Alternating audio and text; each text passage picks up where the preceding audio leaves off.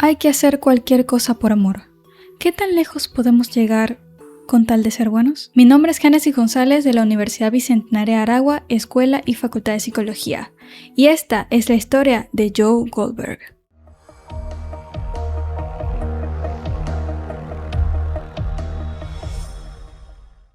Joe Goldberg es un gerente de librería carismático con un gran gusto por la literatura clásica y muy culto, pero en las noches es un peligroso asesino en serie.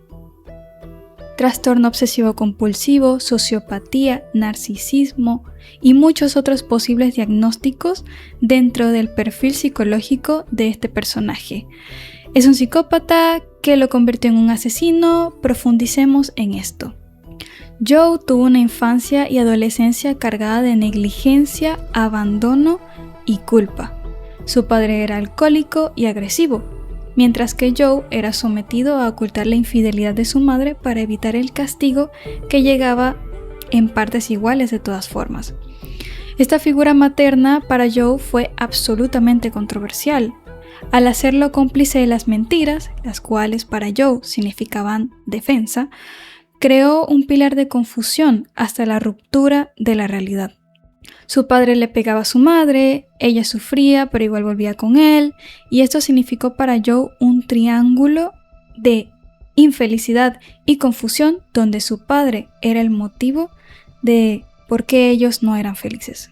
Un fatídico día, la madre de Joe le muestra un arma escondida en la casa con la idea de que eso los hará libres de su padre. En uno de los ataques de ira del padre de Joe, este niño toma el arma y le dispara directo en el corazón. Joe espera una felicitación de su madre, palabra de orgullo, pero ella hace todo lo contrario. Lo mira con horror mientras le dice: "Tú eres un buen niño y no has hecho nada malo". Esto definitivamente llena de confusión a Joe. La teoría ecológica de los sistemas de Urie Bronfenbrenner explica que el desarrollo humano se determina por la interacción compleja entre el individuo y su entorno. El ambiente construye la estructura del crecimiento cognitivo, moral y emocional. Erik Erikson, por otro lado, considera que el punto de inflexión en el desarrollo del ser humano es en las crisis de identidad, y Joe tenía muchas de ellas. Tenía preguntas sobre sí mismo, sobre el mundo y una profunda distorsión de los valores morales por una culpa latente que evidenciaba cuadros psicóticos y alucinaciones visuales y auditivas. El microsistema de Joe era confuso, violento y carente de aquello que éste necesitaba para desarrollarse apropiadamente. I love you so much, Joey, so much. Este nivel de abuso extremo y reiterado pudo haber sido la causa de un posible trastorno de identidad disociativo o incluso sociopatía. Mientras que el orfanato, la violencia en las casas temporales y el bullying incrementaron el motivo y la construcción alrededor de las conductas antisociales de posterior asesinato, conducta narcisista y el carácter metódico y calculador que diferenciaba a Joe de todos los demás.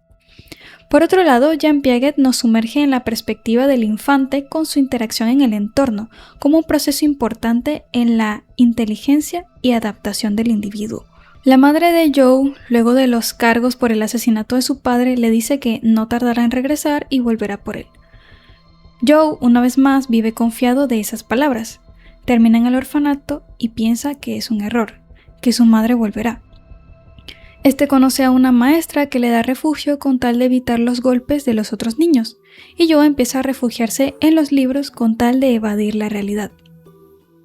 Sin embargo, la maestra de Joe estaba cada vez más llena de moretones, rasguños y heridas, acompañado de unas flores de disculpa y un hombre misterioso con ellas. Joe le dice, siempre se disculpa, dice que va a cambiar y luego lo vuelve a hacer, y se retira del lugar muy enojado con ella. El novio de la maestra está al borde de las escaleras y Joe tiene el impulso de empujarlo con tal de acabar con él. Sin embargo, no lo hace. Desafortunadamente, este mismo hombre acaba con la vida de la maestra de Joe. Esto refuerza la idea de que si Joe no lastimaba a alguien con tal de salvar a otra persona, podía ser demasiado tarde. El fin justificaba los medios para él. Una vez más, la corrompida realidad de Joe se agrava al descubrir que su madre nunca fue por él, debido a su nuevo hijo, en otra familia y en otra vida. En la primera temporada, Joe se cruza con una chica llamada Beck, y como bien sabemos, bastaron un par de palabras provenientes de la literatura para que Joe se sintiera flechado completamente y convencido de que había encontrado a su alma gemela. Sin embargo, Beck ya está en una relación con otra persona. Joe se obsesiona con ella de todas formas. La sigue a todos lados, irrumpe en su dormitorio y la investiga a fondo. El método más efectivo de Joe es la almagenelización, una táctica de manipulación para volverse la persona ideal de Beck. ¿Qué hacer? ¿Qué decir? ¿Qué fingir?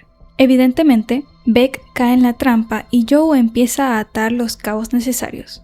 Asesinar a su exnovio, asesinar a su mejor amiga que estaba obsesionada y enamorada en secreto de Beck, ya que Joe vivía en un delirio constante de lo que ella necesitaba, que Beck necesitaba de él.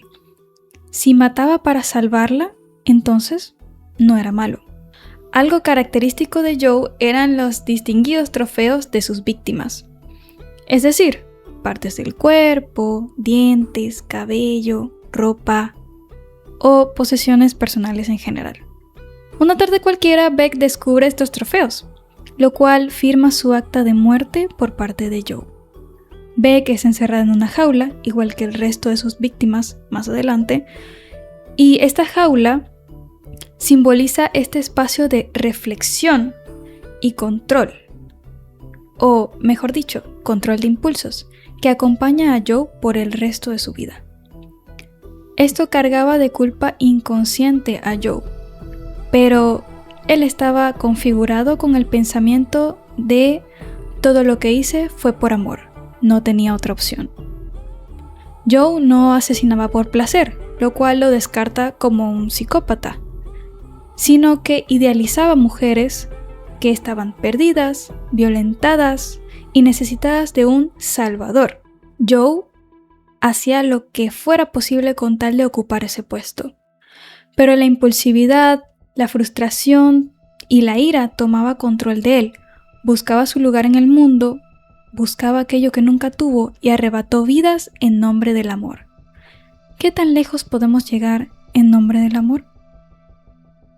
Y esto ha sido todo por el día de hoy con respecto a Joe Goldberg. Gracias por ver este video.